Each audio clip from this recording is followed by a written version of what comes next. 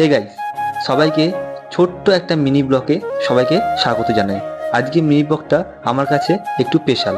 আপনারা পুরোটা শেষ পর্যন্ত দেখবেন, তাহলে বুঝতে পারবেন কি কি আনবক্সিং করলাম আর কিসের মিনি ব্লগ।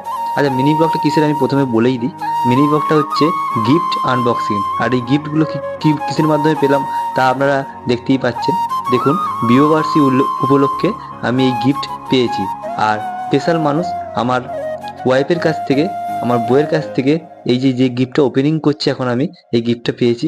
আর পাশে যে রাখা আছে, এটা ফুলের দানি আর সুন্দর একটা গোলাপ ফুলের একটা ছোট্ট একটা চারা গাছের মতন, এত সুন্দর লাগছিল।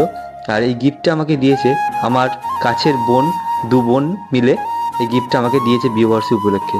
আর যে বক্সটা এখন ওপেনিং করছি, এটা দিয়েছে আমার ওয়াইফ।